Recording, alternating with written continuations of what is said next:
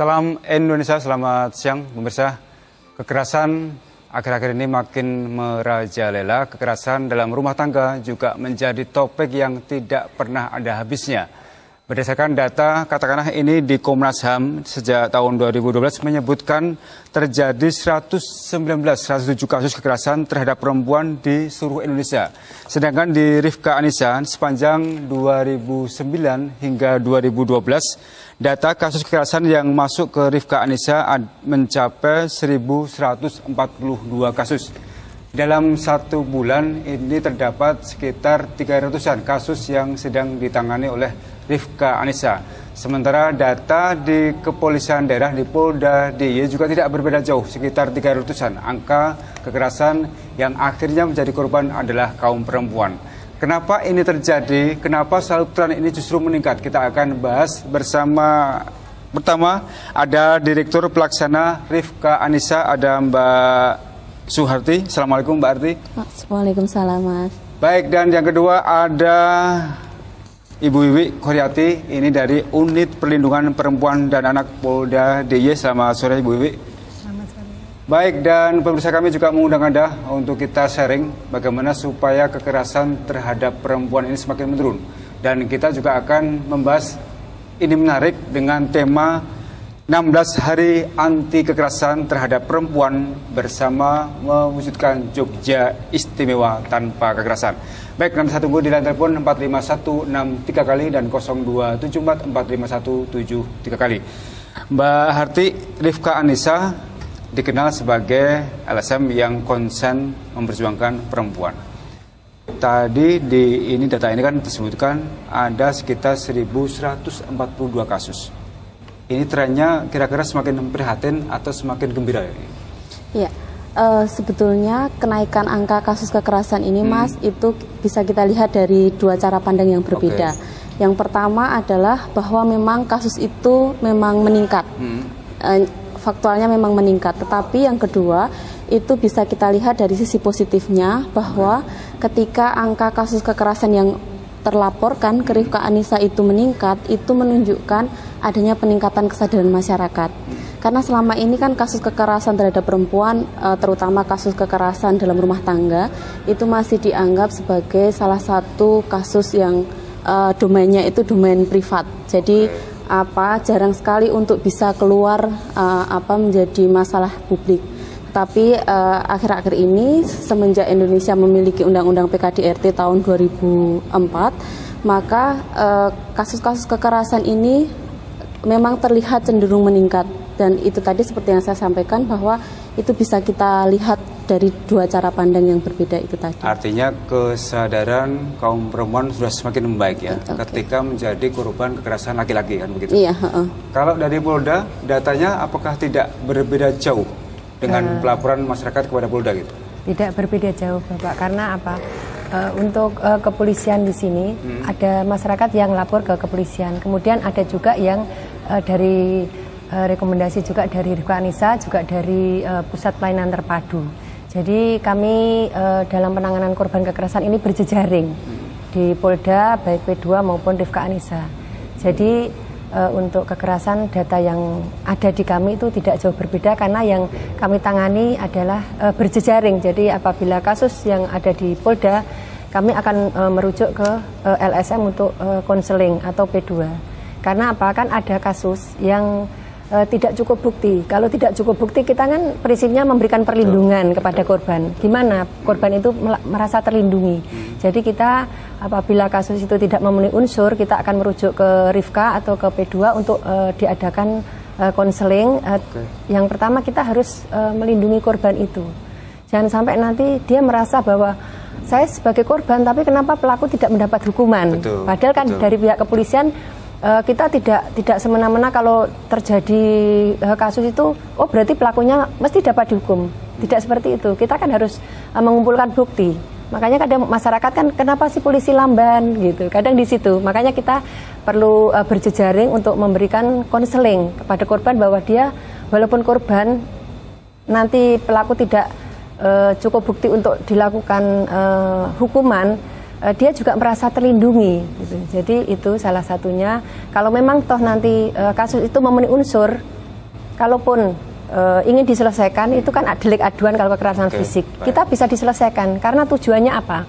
Tujuan untuk penanganan ini adalah memberikan efek jera. Kalau nanti kasus itu kita lanjutkan ke pengadilan, itu nanti buntutnya adalah perceraian. Tapi kira-kira pelaku yang dalam hal ini laki-laki dengan efek jera itu betul-betul jera atau malah tambah kambuh nggak karuan nanti? Kalau memang diteruskan, dia akan merasa justru dendam sakit hati. Kenapa saya suami kok tiga-tiganya melaporkan? Makanya kadang itu kan kita adakan untuk mediasi atau konseling, mediasi karena artinya penyelesaiannya tidak harus ke kejaksaan. Tidak harus ke kejaksaan. Kembali Mbak Arti, kalau misalnya kita lihat tadi kan ada data pelaporan dari masyarakat, terutama kaum perempuan yang menjadi objek kekerasan dari kaum laki-laki gitu. Kalau kita lihat dari data lebih signifikan lagi, ini korbannya kebanyakan usia berapa, apakah itu SMP, SMA, atau kuliah, atau sudah bekerja. Datanya berbunyi seperti apa nih Mbak? Kalau data yang masuk ke Rifka itu memang dari awal sampai sekarang yang paling tinggi korbannya adalah perempuan istri. Jadi perempuan kekerasan istri dalam rumah tangga, Mas. Baru setelah itu ke kasus-kasus perkosaan, pelecehan seksual, dan juga kasus kekerasan dalam pacaran. Nah, kalau rentang usianya sebetulnya itu sangat bervariatif sekali ya Mas, rentang usia korbannya. Karena kekerasan itu bisa terjadi di semua level umur, bisa terjadi di semua strata kelas masyarakat, bisa terjadi di semua golongan, baik itu kaya, miskin, ataupun anak-anak, ataupun dewasa misalnya. Tetapi yang akhir-akhir ini menjadi keprihatinan kami itu ada kecenderungan peningkatan kasus kekerasan seksual terhadap anak yang pelakunya itu adalah anak itu sendiri. Nah, itu yang kemudian menjadi concern kami, bagaimana kemudian upaya-upaya penanganan dan pencegahan yang kami lakukan itu juga mengarah ke sana, sehingga akhir-akhir ini dalam 1 tahun terakhir, 2 tahun terakhir kami memang memfokuskan sosialisasi, kampanye untuk pencegahan dan penghapusan kekerasan terhadap perempuan ini ke level-level sekolah misalnya. Jadi kami kemudian memiliki program Rifka Goes to School yang sasarannya kepada anak-anak usia sekolah. Bagaimana kemudian di antara mereka sendiri nanti punya mekanisme untuk pencegahan atau penanganan awal atau mengidentifikasi ketika di teman sebayanya terjadi kasus kekerasan seperti itu. Mbak Arti, kalau anak melakukan kekerasan seksual terhadap anak, ini kira-kira terinspirasi oleh orang tuanya atau televisi atau media lain kira-kira dari bantuan Rifka Anissa? Ya, yang jelas itu mungkin pola asuh dan lingkungannya, Mas. Itu kombinasi banyak hal ya. Dimana ketika pola asuh orang tua tidak baik, terus kemudian kontrol terhadap anak, pergaulan anak juga tidak baik, dan kita tahu sendiri bahwa sekarang ini keterbukaan media sangat luar biasa sekali, maka ini menjadi faktor yang menyebabkan kemudian anak bisa terjerumus ke hal-hal yang negatif tadi.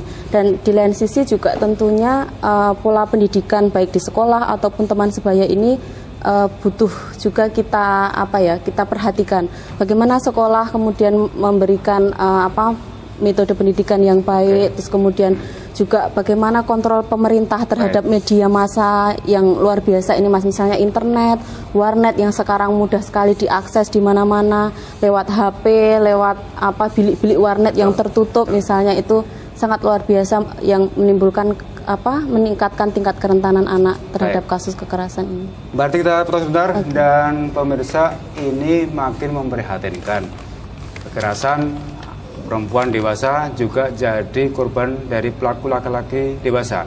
Anak-anak pun juga seperti itu. Baik, kita akan lihat bagaimana sebenarnya apa yang kemudian dilakukan oleh Rifka Anissa, apa yang kemudian disikapi oleh Polda DIY menyikapi masalah serius ini. Kami kembali sesaat lagi.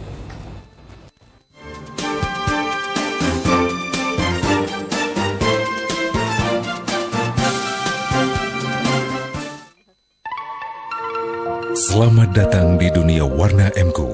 Warna adalah karakter, inspirasi, ekspresi, lambang dan harapan. Inovasi Warna MQ, cat kayu dan besi yang penuh inspirasi. Kesegaran hijau kiwi adalah ekspresi dari kesuburan dan penyembuhan. Warna sejuk yang membawa energi vitalitas, kesehatan dan pertumbuhan. Seperti harapan Anda. M.Co. Merubah yang biasa menjadi luar biasa. Spring Bed. Orang bilang tidur itu sehat, tapi kalau tidur di tempat yang tidak tepat, gimana ya? Nah, dapatkan segera produk Spring Bed bermutu dengan memilih UK Spring Bed, karena mutu menjadi prioritas utama kami. Info lebih lengkap hubungi 021 4288 7766 atau klik di www.ukspringbed.com. UK Spring Bed, tidur nyaman, bangun segar. Kok kelihatan kurang pede dan keren ya? Breaking.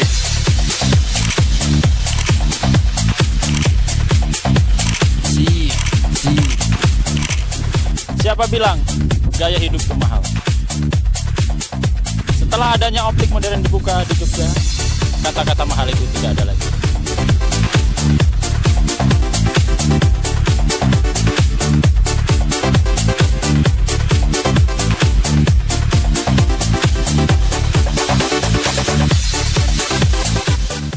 Karya kultivasi kirap sistem evolusi spiritual. Kultivasi kirap membantu meningkatkan kecerdasan otak, membangkitkan keberlimpahan rezeki, menyembuhkan penyakit medis dan non-medis, membangkitkan kemampuan mata ketiga hati nurani dan menjadi avatar. Kirap itu kita bisa pergunakan untuk banyak hal gitu. Manfaat saya ikut kirap, saya menjadi lebih fokus dalam belajar. Benar-benar luar biasa untuk kehidupan kita, kesehatan dan keberlimpahan rezeki setelah bekerja.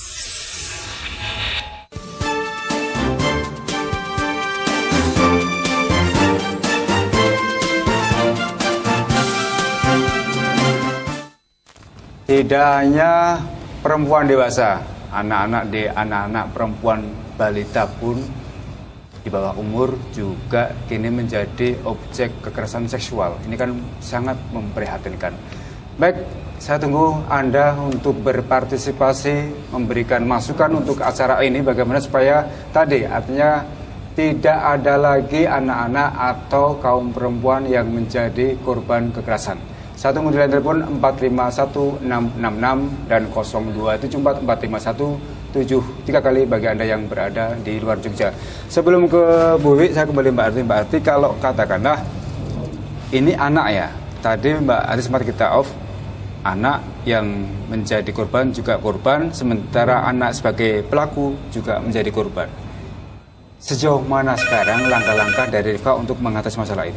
Tapi sebelum dijawab, saya harus terima telepon dulu. Halo, selamat sore. Selamat sore Pak Adam. Jadi silakan Pak. Selamat Hari Raya Idul Adha juga. Selamat sore Bu Harti dan Bu Eni, Bu Ani. Bu Harti, Mbak Harti. Harti, iya.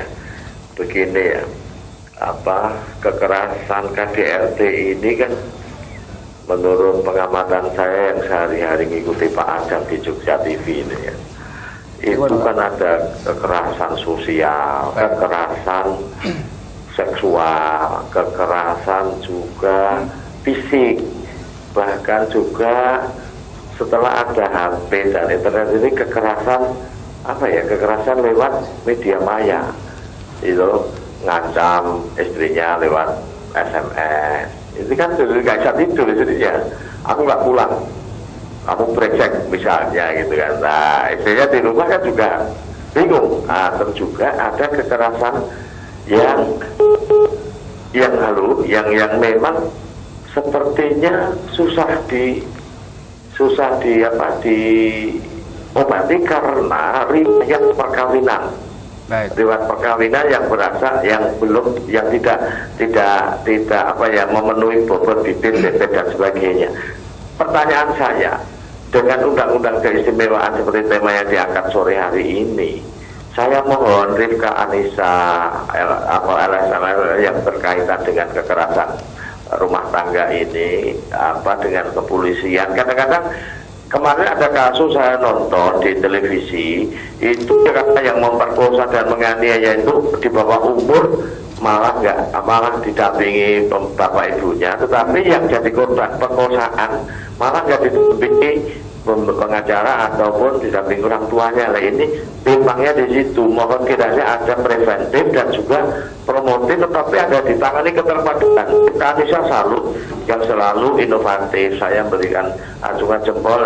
Polisi jangan tergantung KUHP saja. Jadi ini perlu ada pengembangan, penyuluhan yang lebih preventif. Itu saja usulnya Pak Marsono. Terima kasih. Baik, terima kasih Pak Gadot Marsono di Umbul Harjo. Kembali soal Rifka yang disampaikan tadi memang masih menjadi polemik kan. Ya. Kasus ini nggak pernah berujung, tetapi selalu selesai setengah-setengah. Ini belum selesai, muncul lagi yang lain. Mbak Hati, silakan.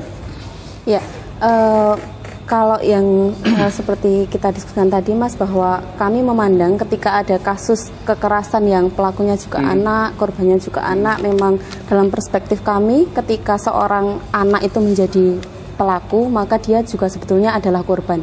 Korban dari sebuah pola asuh yang tidak baik, korban dari sebuah lingkungan dan pendidikan yang tidak ramah pada anak, yang tidak aman pada anak, sehingga dia kemudian memodel apa yang dilihat dari lingkungan rumah tangganya, perilaku orang tuanya, perilaku kakaknya misalnya, atau juga memodel apa yang dia lihat misalnya lewat internet. Kadang-kadang kontrol orang tua terhadap akses HP yang sekarang kita dapatkan dengan biaya yang murah dan fitur-fiturnya lumayan canggih, itu tanpa orang tua bisa mengontrol apa yang ada di dalamnya, maka anak dengan mudah dia bisa melakukan apa saja misalnya. Dan kadang-kadang juga orang tua kadang-kadang seringkali juga lupa, misalnya menaruh file-file yang tidak seharusnya dilihat oleh anak itu di dalam laptop yang bisa diakses oleh anak misalnya, atau di dalam komputer misalnya. Nah, kemudian memang ini yang seringkali menimbulkan polemik mungkin ya dari sisi korban. Loh, gimana nih kok malah justru melindungi anak sebagai seorang pelaku misalnya. Tetapi di sini yang penting untuk kita tekankan adalah ada hak anak. Hak anak yang mungkin nanti kita perjuangkan dari dua sisi ini, dari sisi pelaku dan juga dari sisi korban. Nah, maka kemudian yang penting kita lakukan adalah memang seperti yang disampaikan Bapak tadi, bagaimana kita memaksimalkan upaya preventif ini. Bagaimana kita kemudian menyebarkan informasi ini kepada semua elemen, baik itu orang tua, bagaimana pola asuh yang baik, terus kemudian juga misalnya ke guru-guru di sekolah agar mereka paham bahwa ketika dia memberikan fasilitas ke anak, maka dia juga harus paham bagaimana menggunakannya, harus paham bagaimana untuk mengontrolnya misalnya. Dan juga nanti ke anak-anak sendiri, bagaimana anak-anak ini diberikan ruang yang ramah untuk dia bermain, ruang yang ramah untuk dia belajar misalnya, dan kita berusaha untuk memenuhi apa yang menjadi hak anak sesuai yang tertuang dalam Undang-Undang Perlindungan Anak. Memang kita prihatin karena hak anak semakin hari semakin terkurangi ya, dengan kesibukan orang tua. Apalagi sekarang ruang publik juga mulai hangus karena dibangun bangunan hingga tidak ada lagi arena untuk permainan anak, kan begitu. Saya kembali ke Bu Wiwi, kalau di pelaporan yang diterima oleh Polda, kasus terakhir yang menyangkut kekerasan terhadap anak, pelaku dan korbannya anak ini, ada berapa kasus itu? Yang sedang ditangani untuk di Polda ini sekarang ada satu, pelakunya ada 4 orang. 4 orang? Ya, sebelumnya juga pernah ada itu pelakunya itu melakukannya adalah di internet. Jadi seperti yang disampaikan Bu Suharti itu, bahwa korban itu juga akibat dari internet. Makanya untuk itu dalam rangka Hari Anti Kekerasan ini, kami dari Rifka Anissa juga bekerja sama untuk mengadakan talkshow, yaitu internet sehat anak hebat. Jadi diharapkan internet itu benar-benar tidak terpengaruh dengan kejadian yang dialami oleh anak-anak. Selain itu juga pernah dari Polres Sleman ya, polisian juga yang ini ditangani Polres Sleman, kasus yang ada di Maguharjo itu juga seperti multi level itu Bapak. Jadi pelakunya adalah dewasa terhadap anak. Kemudian anak itu dia akan meniru seperti tadi yang disampaikan oleh Rifka Anissa, salah satunya itu adalah lingkungan. Jadi meniru apa yang telah dialami, kemudian melakukan terhadap anak yang di bawah umur itu. Jadi salah satunya internet, kemudian juga lingkungan. Jadi untuk itu diharapkan dari orang tua harus selalu memperhatikan anak-anak, bukan hanya orang tua, mungkin tetangga ya. Tetangga kalau seandainya ada anak berkumpul di lingkungan, setidaknya menegur lagi bermain apa. Jadi seakan-akan orang tua yang ada di lingkungan itu ikut peduli. Baik. Jadi karena itu juga salah satu tidak peduli ke lingkungan itu. Jadi tadi lingkungan, kemudian internet, orang tua. Jadi di sini itu adalah peran kita semua, peran daripada masyarakat. Walaupun memang tanggung jawab pencegahan itu ada di pemerintah, tapi untuk peran yang ikut aktif adalah kita semua. Baik. Jadi diharapkan kami dalam kesempatan ini kami mengharapkan kepada masyarakat jangan menganggap bahwa itu adalah bukan anak saya, tapi itu adalah anak bangsa. Jadi anak kita semua. Jadi kita harus ikut dalam berpartisipasi untuk mencegah hal-hal yang terjadi. Cuma kadang-kadang ini Bu, ini bukan berarti mewakili situasi di masyarakat. Kadang-kadang kita lihat gini. Gimana orang tua ngurusi anaknya sendiri aja nggak bisa, apalagi ngurusi tetangga orang lain, gitu kan? Ini kan jadi persoalan juga. Artinya bagaimana memang persoalan-persoalan yang ada di masyarakat ini yang kadang-kadang terlepas dari perhatian orang tua ataupun tetangga. Mbak Arti kembali ke tadi kan Mbak Arti menyampaikan kekerasan dalam rumah tangga, ada juga kekerasan seksual, ada juga kekerasan dalam masalah pacaran. Saya yang pertama. Kalau kekerasan dalam rumah tangga, ini pelakunya pegawai negeri, swasta, atau pekerjaan lain?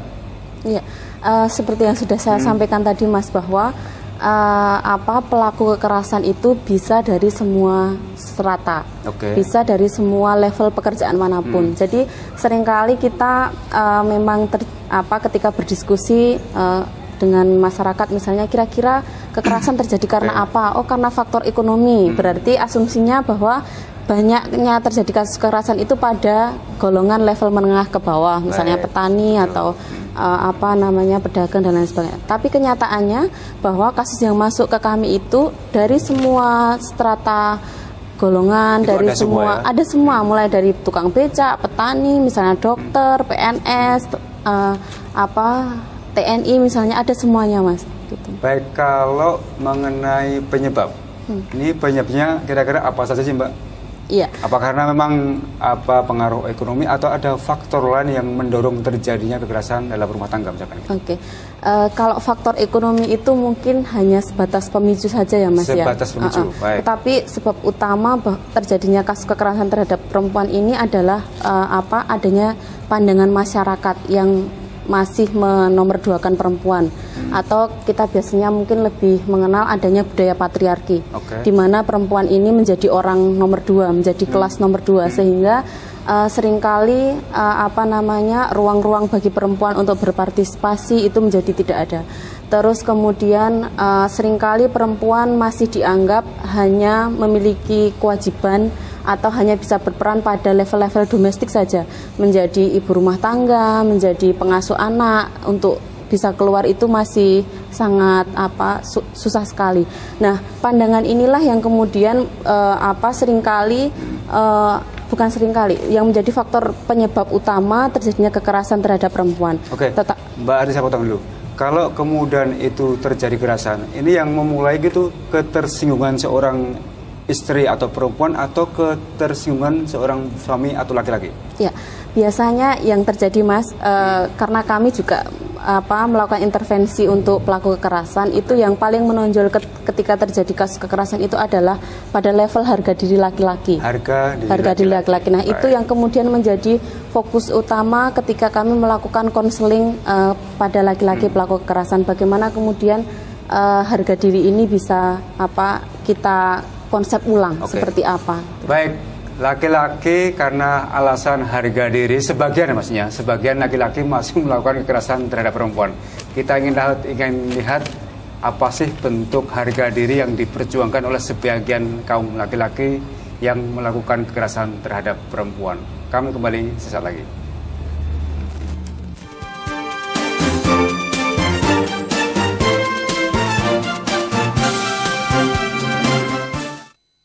Jogja. Jogja.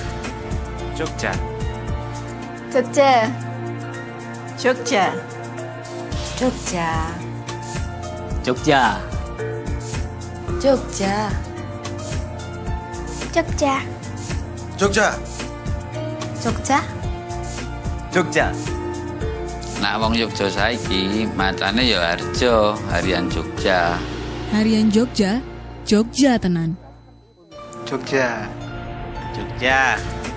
Jogja. Jogja. Jogja. Jogja. Jogja. Jogja. Jogja. Jogja. Jogja. Jogja. Nah, wong Jogja saiki macane ya Harjo, harian Jogja. Harian Jogja, Jogja tenan. Kok kelihatan kurang pede dan keren ya? Breaking.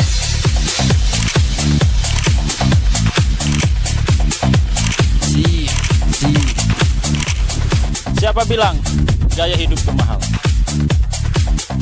Setelah adanya optik modern dibuka di Jogja, kata-kata mahal itu tidak ada lagi.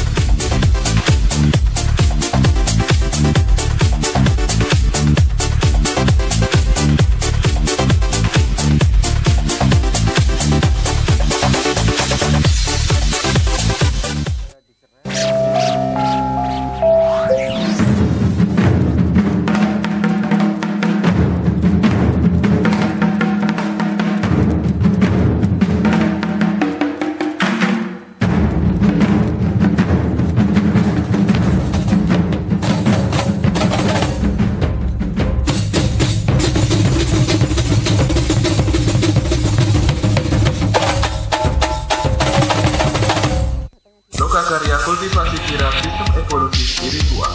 Kultivasi kirap membantu meningkatkan kecerdasan otak, membangkitkan keberlimpahan rezeki, menyembuhkan penyakit medis dan non-medis, membangkitkan kemampuan mata ketiga hati nurani dan menjadi amata. Kirap itu kita bisa pergunakan untuk banyak hal gitu. Manfaat saya ikut kirap, saya menjadi lebih fokus dalam belajar. Benar-benar luar biasa untuk kehidupan kita, kesehatan dan keberlimpahan rezeki setelah kerja.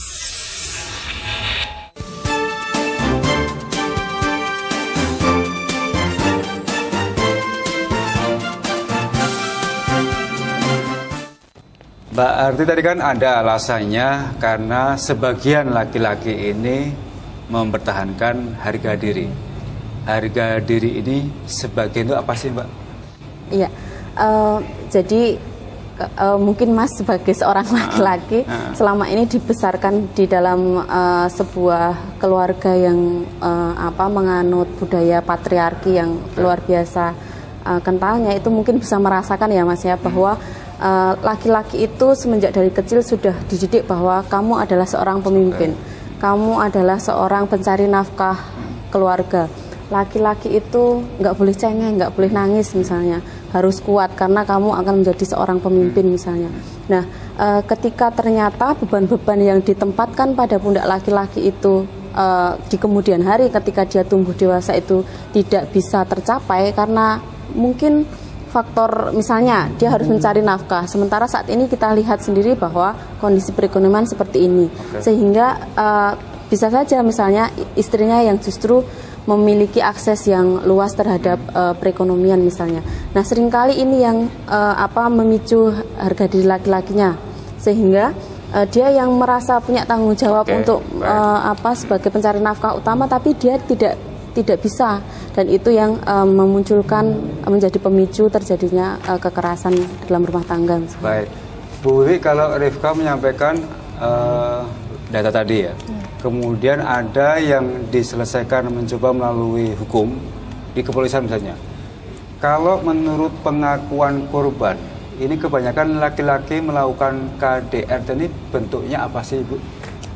Untuk bentuk KDRT itu bisa ada fisik, ada psikis, dan ada penelantaran. Penelantaran ini dilakukan oleh suami, salah satunya karena suami yang harusnya bertanggung jawab untuk menafkahi, dia tidak bisa memberikan. Akhirnya karena tadi merasa laki-laki tidak bisa, akhirnya kan dia mempunyai harga diri. Akhirnya kan terkadang laki-laki itu lebih memilih untuk meninggalkan. Padahal meninggalkan itu kan justru lepas dari tanggung jawab sehingga kita bisa dikenakan penelantaran.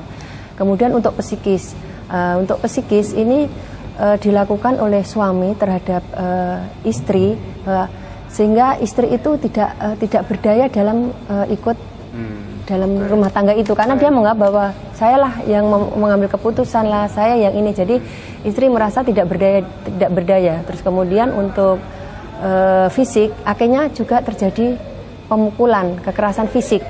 Nah, akhirnya yang dipukul lah, ditendang lah. Nah, salah satunya itu. Kami dari kepolisian kan akan memproses akibat dari perbuatan laki-laki itu. Walaupun tadi penyebabkan disampaikan oleh Rifka Anissa, tapi kita yang untuk penegakan hukum adalah akibat yang dilakukan oleh laki-laki. Bu, namun kalau demikian, katakanlah wanita itu jadi korban laki-laki, apakah ada dalam laporan itu wanita yang juga melakukan perlawanan kepada suami? Ada juga. Justru terjadi laporan timbal balik. Jadi si istri dia akan melaporkan suaminya kekerasan fisik. Demikian juga suaminya juga dalam pertengkaran itu juga timbul luka. Dia juga akan melaporkan. Nah, untuk itu di sini kami dari pihak kepolisian tidak hanya melakukan penegakan hukum saja. Untuk itu kami kan berjejaring dengan Rifka, dengan BPPM untuk mengadakan mediasi maupun konseling agar apa sih tujuan penanganan kasus kita itu tercapai. Jadi bukan hanya si laki-laki pelakunya harus mendapat hukuman, tidak, karena ini kan tujuannya untuk memberikan efek jera dan untuk agar dalam rumah tangga itu harmonis. Jadi kita adakan mediasi, konseling dengan psikolog yang ada di Rifka Anissa. Baik Bu, kalau kemudian setelah diproses ada konseling, ada mediasi, akhir dari perjalanan itu si istri ini kembali ke laki-laki atau memilih di sana ada perceraian? Ada dua yang sudah kami lakukan, bahwa dia akan memilih pertama dia akan memilih bercerai dan dia ingin melanjutkan ke jalur hukum. Jadi dalam hal ini kita akan proses, kemudian berkas kita kirim ke kejaksaan. Namun endingnya itu akan terjadi perceraian. Tapi kalau di mediasi, di konseling, dia akan rujuk kembali, itu adalah rumah tangganya akan kembali utuh. Dan untuk dari program Rifka diadakan konseling untuk para suami agar tidak melakukan perbuatan yang sudah dilakukan. Jadi ingin rumah tangga itu kembali bahagia. Jadi tergantung dari rumah tangga itu mau dibawa kemana rumah tangga itu. Gitu. Berarti kalau katakanlah tadi dari kepolisian dikembalikan lagi, ini loh, ini sudah ada tanda-tanda positif karena ada mediasi, kayaknya ada mau rujuk kembali gitu. Ini kira-kira si laki-laki ini masih akan kebanyakan laporannya dari Rifka masih melakukan hal yang sama atau sudah sadar katakanlah gitu? Sebetulnya ada kasus yang kita juga menerima, misalnya klien yang sudah datang, sudah konseling di Rifka berapa bulan, kembali lagi datang melaporkan kasus yang sama. Tetapi memang kita tidak bisa memonitor semua kasus yang datang ke Rifka, Mas, karena kan banyak sekali kasus, misalnya ada sekitar 200-an kasus kekerasan dalam rumah tangga. Nah, tetapi yang penting bagi kami seperti yang tadi sampaikan Bu Wi, bahwa saat ini kami memang sedang mengembangkan program konseling bagi laki-laki pelaku kekerasan, Mas. Ini targetnya apa nih? Targetnya dari program ini apa? Ya, yang kami harapkan dari program ini adalah dengan adanya konseling bagi pelaku kekerasan ini, maka diharapkan ketika seorang istri korban kekerasan dalam rumah tangga itu memutuskan untuk kembali lagi ke suaminya, karena berdasarkan data kami, Mas, itu 90% kasus KDRT itu mereka memilih untuk kembali lagi ke suaminya. Iya. Sementara kita tahu bahwa siklus kekerasan itu akan seperti ini. Kekerasan, minta maaf, bulan madu, kekerasan lagi seperti itu. Nah, ketika mereka memutuskan untuk kembali lagi ke suami dan tanpa kita lakukan intervensi apapun untuk si suaminya ini, maka kekhawatiran akan terulang lagi siklus kekerasan ini masih cukup tinggi sekali. Ya. Maka kemudian harapan kami dengan mengikutkan laki-laki ini dalam program konseling perubahan perilaku, maka ketika mereka memutuskan kembali lagi itu bisa meminimalkan terjadinya perulangan kasus kekerasan terhadap istri ini. Oke. Kalau kemudian lagi tadi ada kekerasan seksual dalam pacaran. Data dari kepolisian atau dari FK, pacaran yang si gadis dengan laki-laki ini yang pertama, ini sudah berapa banyak yang menjadi korban seksual saat pacaran? Kalau data yang misalnya dari total populasi bukan yang melaporkan ke Rifka, mungkin kami tidak begitu paham ya Mas. Tapi yang melaporkan ke Rifka memang data kasus kekerasan dalam pacaran ini cukup tinggi. Bentuknya bisa macam-macam. Misalnya ada yang kemudian hamil, janji mau dinikahi, tidak dinikahi, ada yang dipaksa untuk berhubungan intim misalnya. Tetapi ada satu studi lain yang kami lakukan itu pada remaja. Ini memang kasus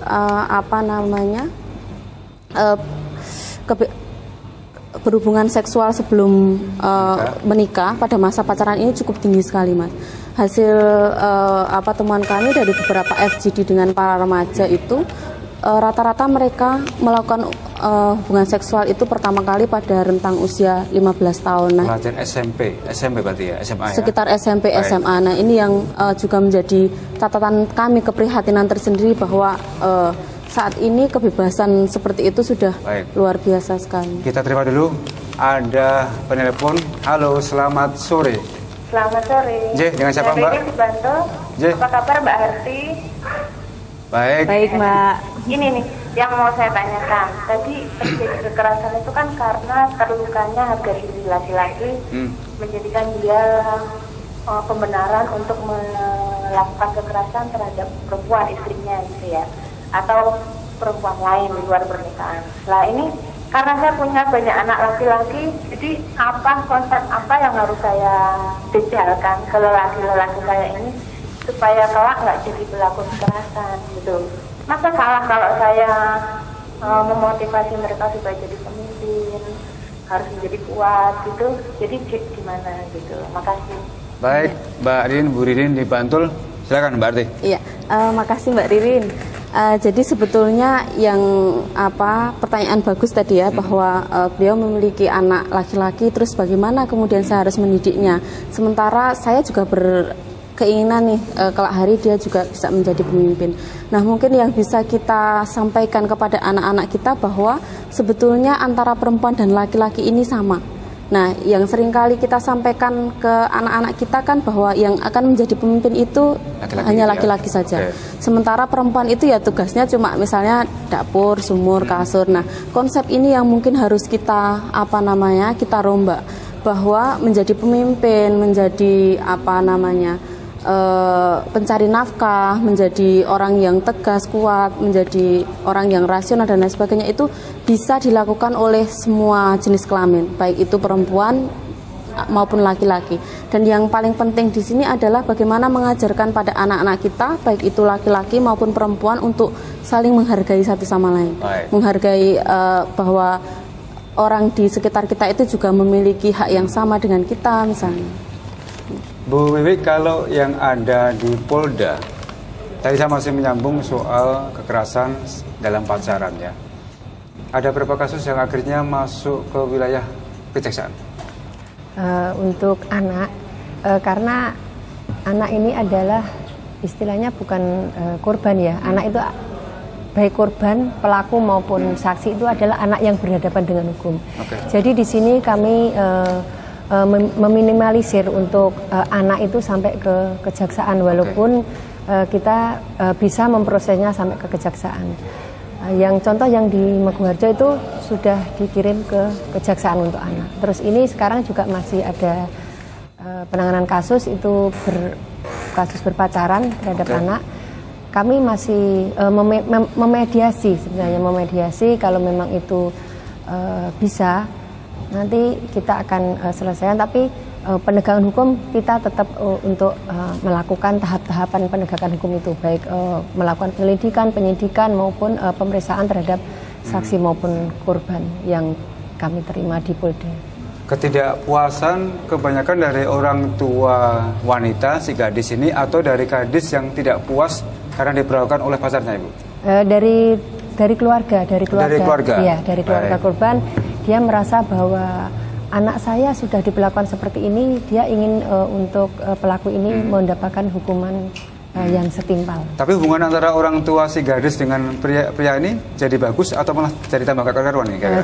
Justru tidak bagus. Karena apa? Karena dia menganggap bahwa kenapa kasus ini dibawa ke kepolisian. Baik. Artinya memang solusinya memang butuh mediasi ya. Yang perlu dimediasi. Baik. Kita break sebentar dan tetaplah bersama Bincang Hari Ini. Kami kembali sesaat lagi.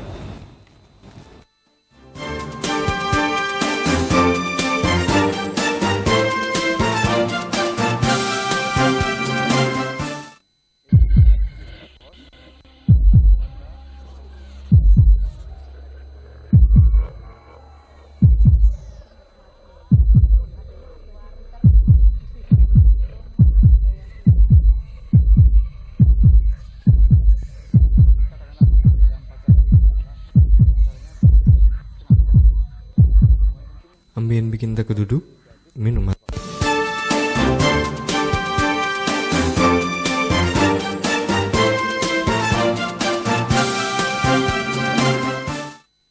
Baik, kita kembali ke Bincang Hari Ini dan kita masih berbincang-bincang dengan Mbak Harti, Direktur Pelaksana Rifka Anissa, dan ada Ibu Wiwi dari Polda DIY. Anda ingin menyampaikan sesuatu terkait dengan kekerasan dalam rumah tangga, kekerasan dalam pacaran, atau kekerasan lain? Satu di line telepon 451666 dan 02744517 3 kali. Mbak Harti, ini menarik. Saya masih membahas masalah kekerasan dalam pacaran. Itu TKP-nya ada di mana? Dan kebanyakan kenapa ini muncul ke pengadilan, katakanlah ke kepolisian, apakah karena tidak puas yang tadi anaknya, atau memang ini diarahkan supaya terjadi penyelesaian di hukum misalkan gitu? Ya, kalau TKP-nya mungkin bervariasi ya Mas ya. Mungkin nanti bisa di cross check dengan Bu Wiwi di Polda seperti apa, tapi macam-macam. Ada yang di warnet, ada yang di rumah, ada yang di pantai dan lain sebagainya. Nah, pelaporan ke Rifka Anissa itu kenapa kok mereka melaporkan itu bisa macam-macam. Misalnya karena memang dia merasa tidak mau nih, karena tidak mau kenapa saya kayak di semacam diperkosa misalnya. Dari pengakuan beberapa remaja yang kami ajak untuk fokus group discussion tentang gaya berpacaran mereka, itu seringkali para pacar mereka itu membutuhkan bukti bahwa dia cinta itu melalui ini. Melalui hubungan intim ini. Ini kan semacam pressure ya bagi para perempuan.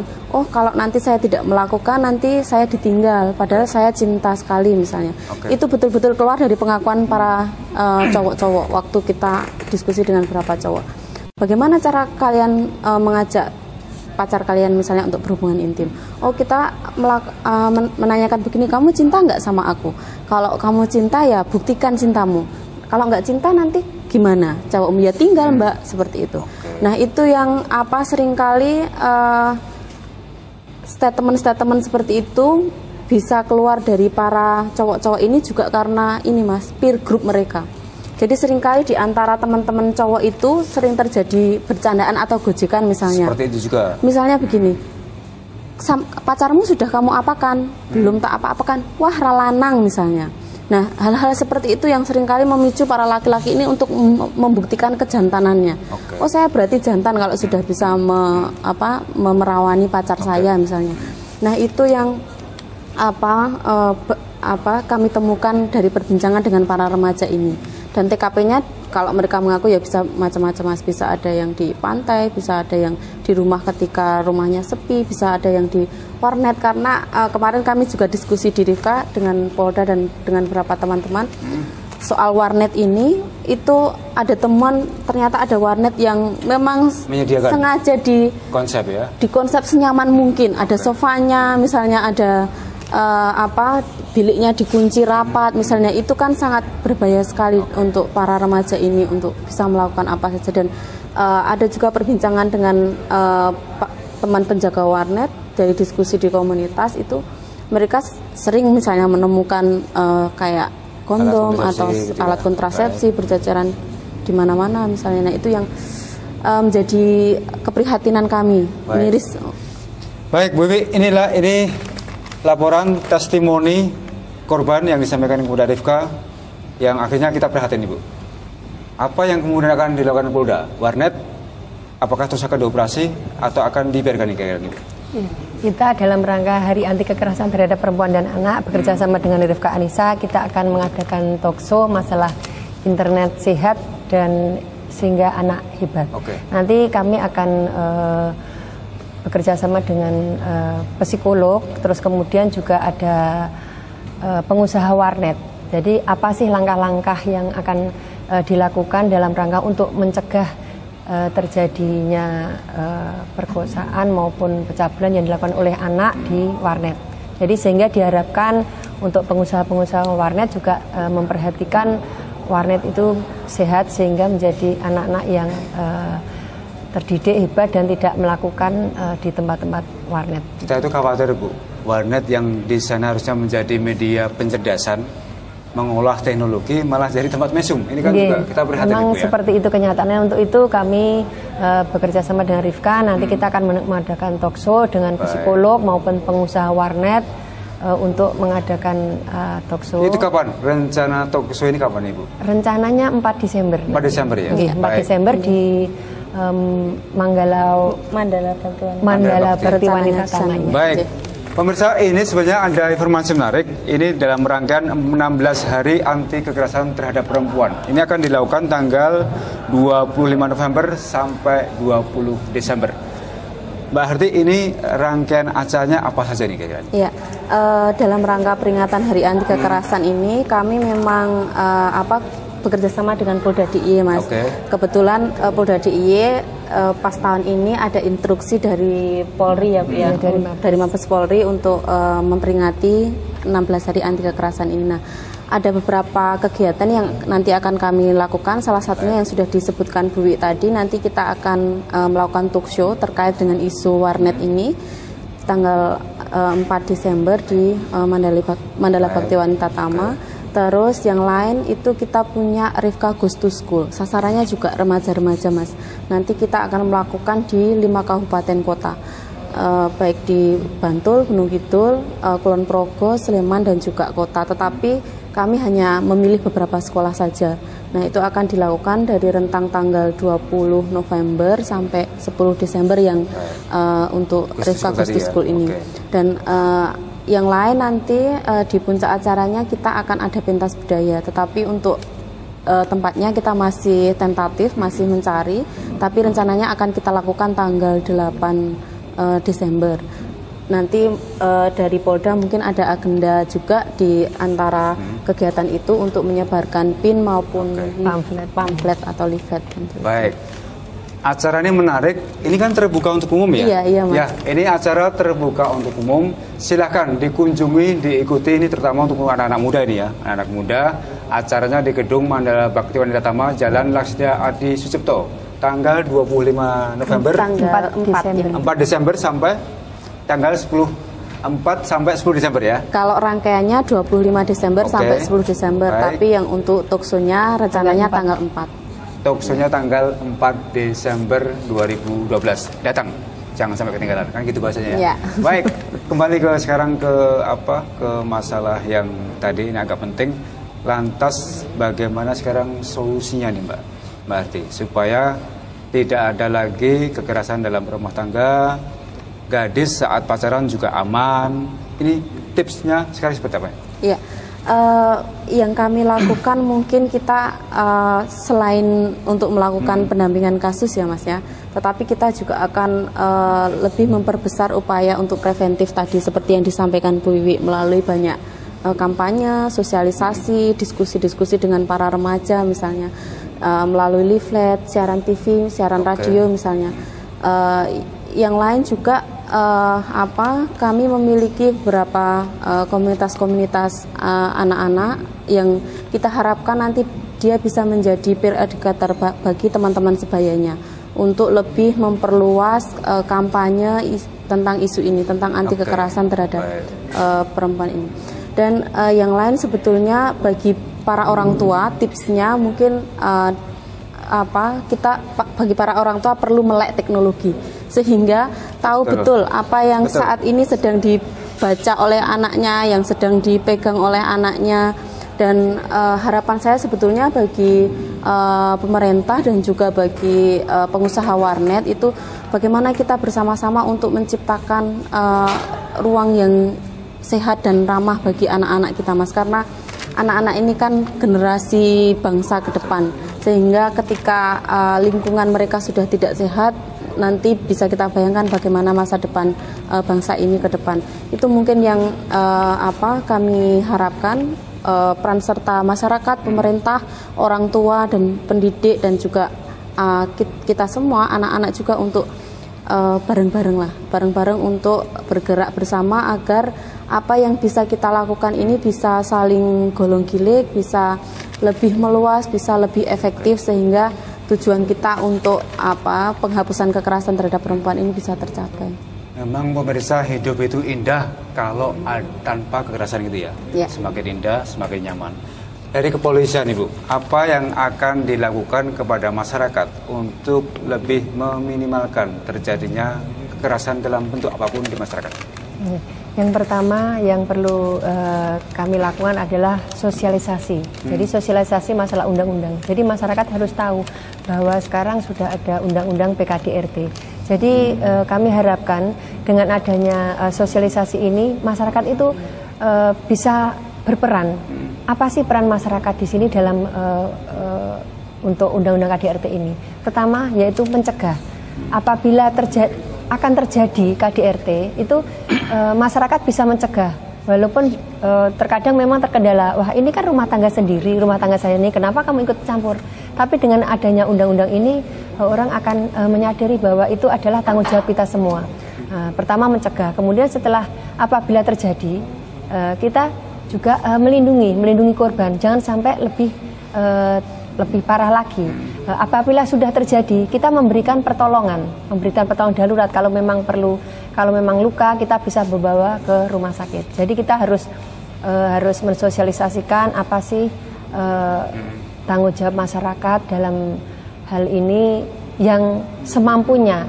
Jadi tidak masa bodoh, karena beranggapan bahwa itu rumah tangganya dia, jadi kan bukan urusan saya, urusanmu ada urusan sendiri, urusan saya urusan sendiri. Tapi dengan adanya undang-undang KDRT ini diharapkan seluruh masyarakat berperan aktif dalam menyikapi dan melaksanakan undang-undang PKDRT ini. Kalau di lapangan hambatan apa yang ditemui oleh kepolisian untuk menekan program ini?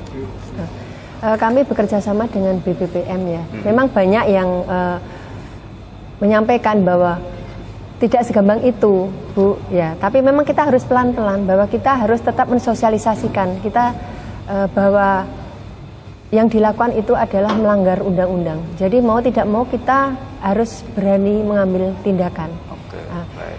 Kalau memang masyarakat berani, tentunya semua itu akan teratasi. Atau barangkali gini ya, ini kaum ibu atau istri ini perlu dibekali dengan pencak silat itu ya?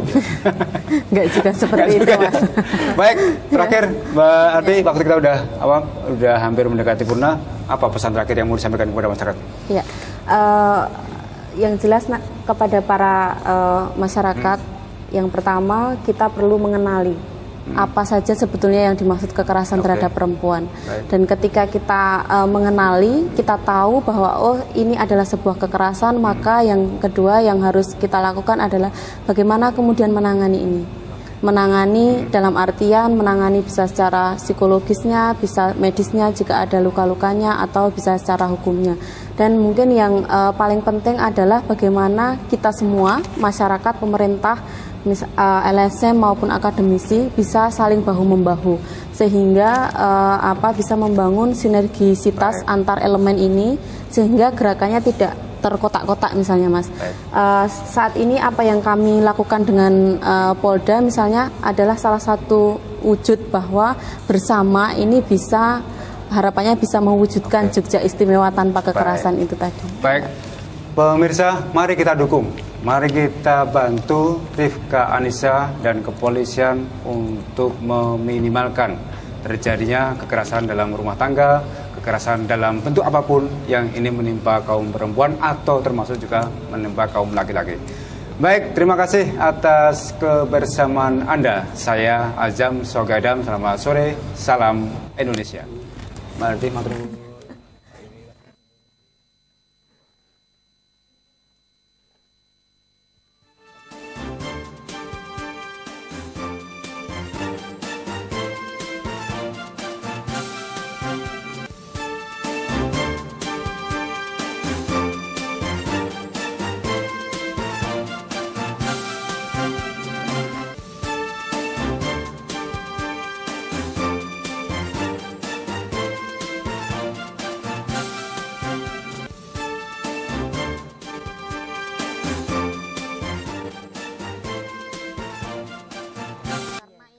Keluarga tidak boleh kalau orang-orang terpaksa